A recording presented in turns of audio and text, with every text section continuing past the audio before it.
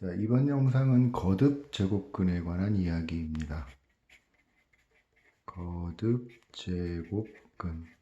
자, 이 이야기의 출발은 어디에서 하냐면요. 제곱과 제곱근에서 출발하시면 돼요. 자, 제곱이라고 하는 거는 뭐였나요? 어떤 수를 두 번 반복해서 곱하는 거를 우리 제곱이라고 했었어요. 이렇게 표시했죠. 자, 그러면 제곱근이라고 하는 거는 말로 하면 어려우니까 예를 들어서 2를 제곱하면 4가 되는데 이때 2는 제곱해서 4가 되니까 2는 4의 제곱근이다. 이렇게 이해를 하시는 거였어요. 그래서 기호는 뭐를 썼었나요? 우리 제곱근 또는 루트라고 하는 이 기호를 사용을 했었어요. 자, 그러면 거듭 제곱근이라고 하는 거는요. 똑같이 우리 살펴보면 되겠습니다. 어떻게? 거듭 제곱이라고 하는 게 무엇이냐? 거듭 제곱이라고 하는 거는 똑같은 수를 여러 번 반복해서 곱한다라는 뜻이에요. 지금과 같은 경우는 우리 a의 4제곱이 되는 거죠. 그죠? 그러면 거듭 제곱근이라고 하는 것은 무엇이냐? 예를 들어서 이것도 마찬가지로 해볼게요. 2를 세제곱하면 8이 돼요. 그러면 2를 세제곱해서 8이 되었으니까 2는 8의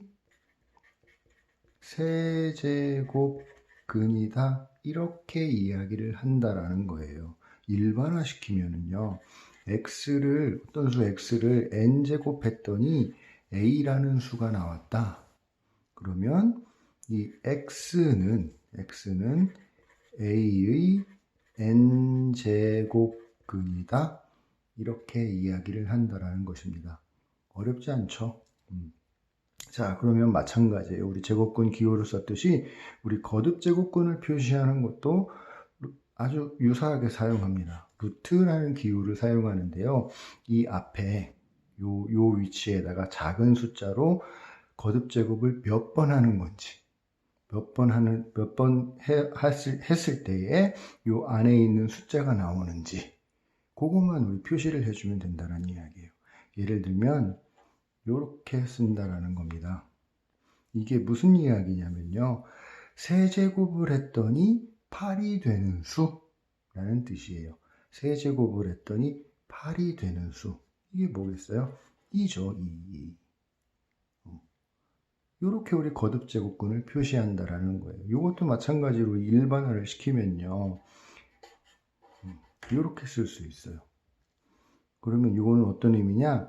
n제곱을 했더니 a라는 수가 된다. 그런 수를 우리는 이렇게 표시를 한다는 겁니다. 읽을 때는 어떻게 읽느냐?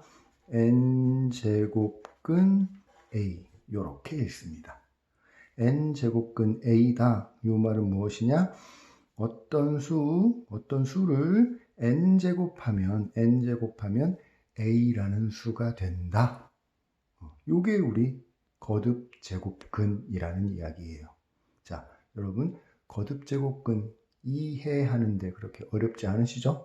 이해하는데 그렇게 어렵지 않으실 거예요.